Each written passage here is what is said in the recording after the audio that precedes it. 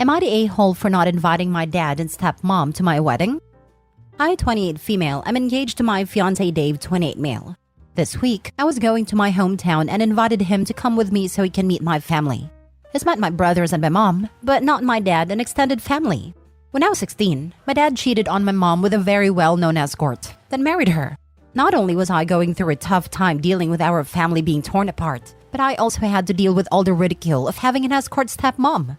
People weren't as open with that kind of work back then, and it was hell for me when people found out. Especially since my stepmom was very vocal and confident about her work.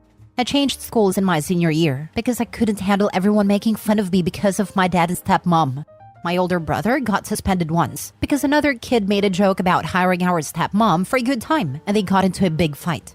I stayed with my mom full time and barely spoke to my dad or stepmom. My dad wanted equal custody of me and my brothers, who were 17 and 14 years old at a time, but none of us wanted to live with him and his wife, and he couldn't really force us to split our time for him. He also gave up making an effort to see us at all when we said we don't want to live with him half the time, so we barely saw him. When I finished high school, I left our hometown and moved to a big city for college. My brother has also moved there, and our mom would come visit us all the time, so I didn't bother go back to our hometown. Dad didn't offer to come see us, and none of us have been back home, so this week was the first time I've seen my dad in about 10 years.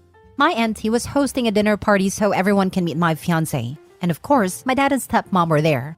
I was polite to them, but it was awkward, and my fiancé was doing all the talking.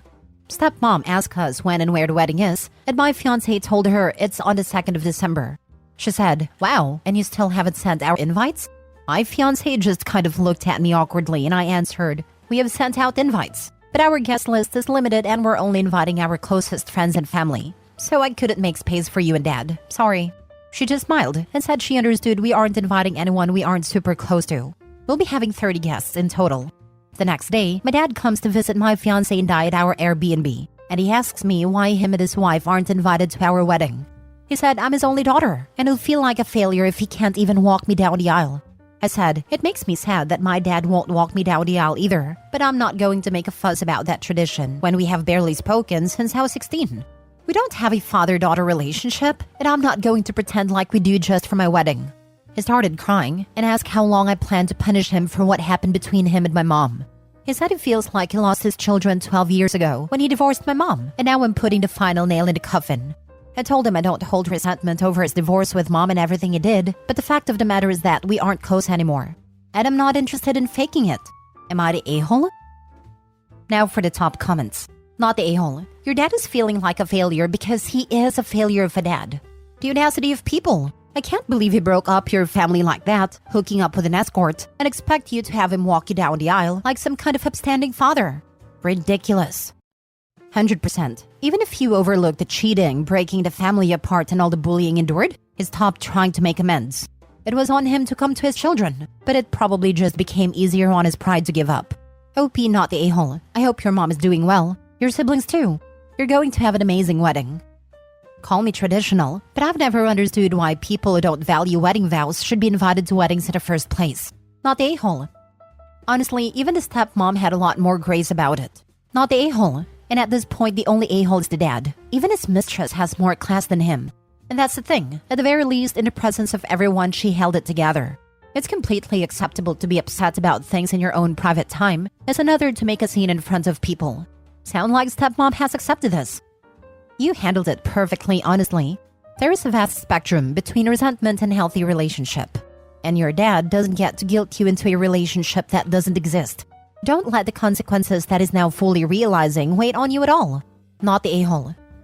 OP, it is important to have the wedding both you and your fiancé want. You haven't asked Dad for any money for the wedding and didn't even invite him, so he has no say. As for his hurt feelings, it seems he has had illusions of walking you down the aisle and has only now realized that this is not gonna happen. It is a hard truth, but a choice made a long time ago. I hope you have a wonderful wedding and a very happy marriage. I wish you all the very best, OP. Congratulations. Next story. Am I the a-hole for refusing to attend my sister's wedding after she didn't come to my graduation? So a bit of background. My sister and I have always had a competitive relationship. 2 years ago, when I graduated from a master's program, she didn't attend because she was on retreat with her then fiancé. It was a big deal for me because I was the first in our family to get a graduate degree, and I really wanted her to be there. I felt hurt, and we had a big argument about it where she said my graduation was just another ceremony and that I was being overly sensitive. Fast forward to now, she's getting married. The problem is, she chose a destination wedding on this very exclusive island, and the cost of attendance is way beyond what I can comfortably afford. I'm talking about several $1,000s for the weekend. When I told her I might not be able to come, she freaked out and said I was trying to sabotage her special day.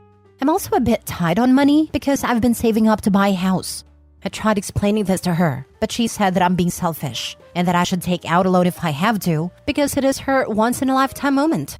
I haven't given her a definitive answer yet, but I'm leaning towards not going. My parents are saying that I should just suck it up and go to keep the peace, but I don't see why I should go into debt for a wedding when she couldn't even drive across town for my graduation. So am I the a-hole for not wanting to go to my sister's wedding? Not the a-hole. Never go in debt for someone else, especially a destination wedding. I'm sorry, I can't afford that and won't be attending. Rinse and repeat. Why should you have to keep the peace? It's not your destination wedding. If anything, your parents want the peace kept. Then they can pay you to attend as a gift. You're not selfish. Your sister is just entitled.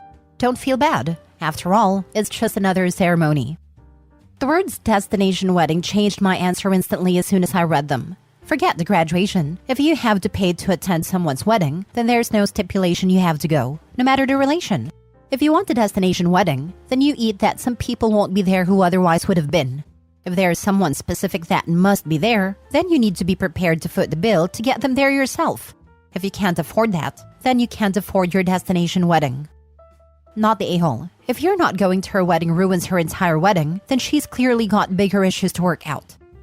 Or she should have planned with you in mind if it's that important.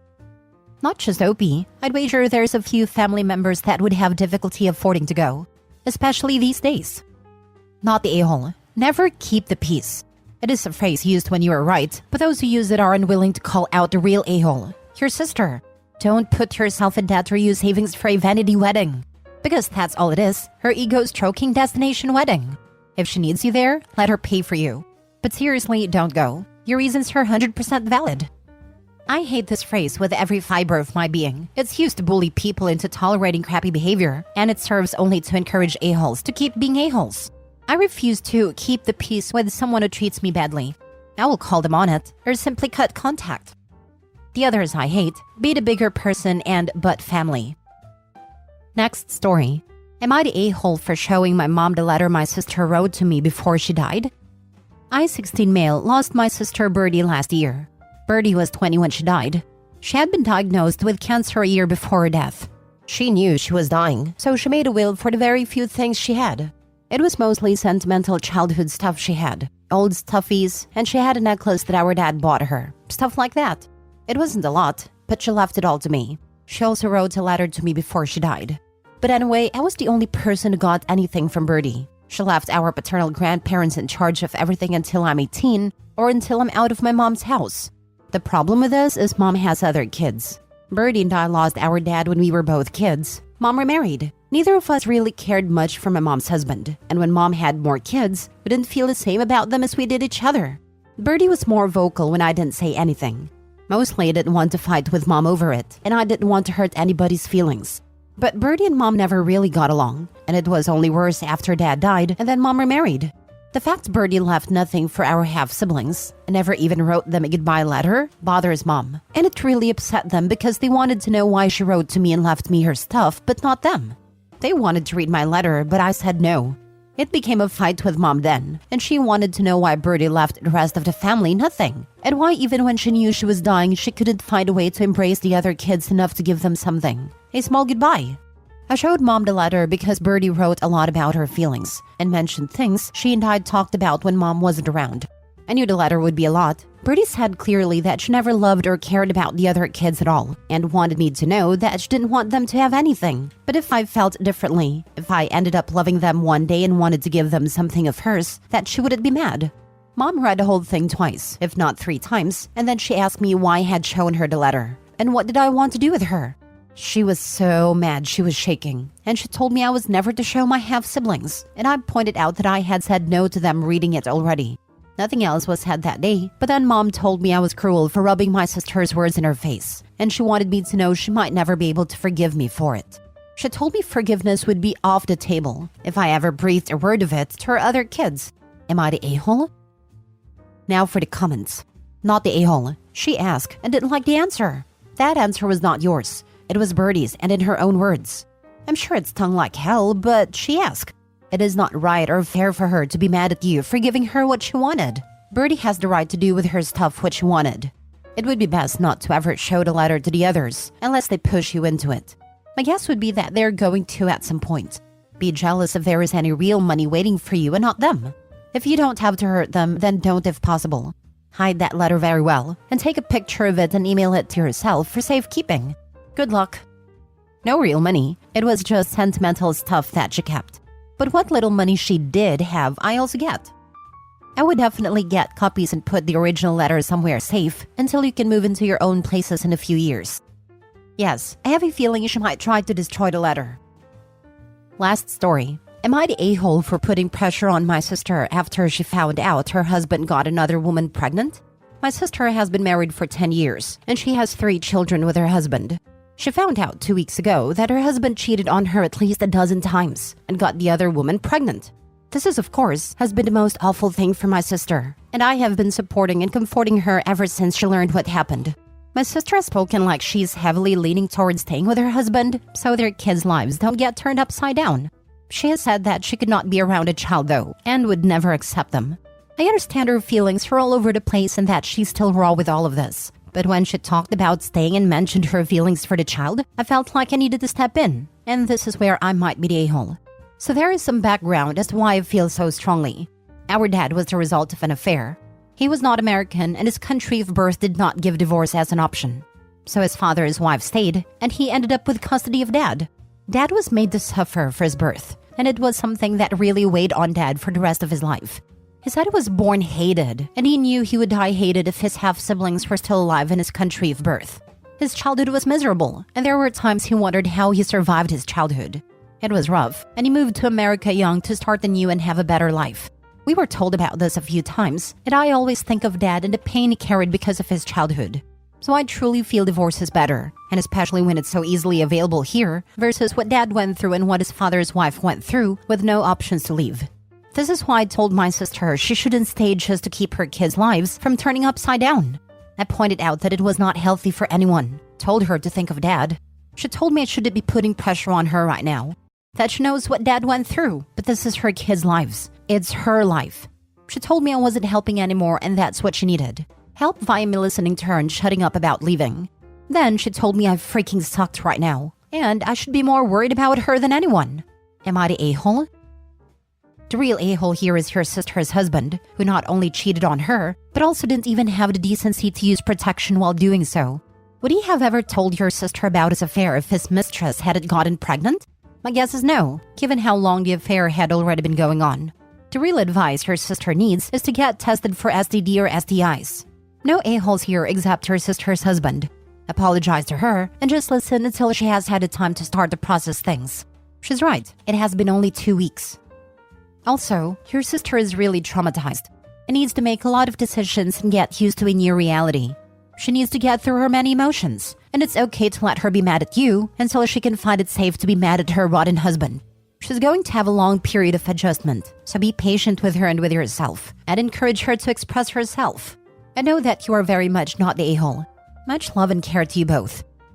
This literal exact thing happened to me last year. I found out in July. I am just now fully adjusted to my new life and still processing my emotions/feelings. This advice is spot on. She has a lot to get through. My heart hurts for OP's sister.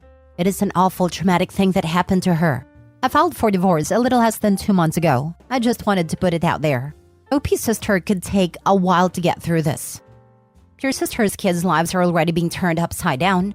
Kids know when things aren't right with their parents, and forcing a happy family onto a serial cheater with a baby mama is not going to work at all.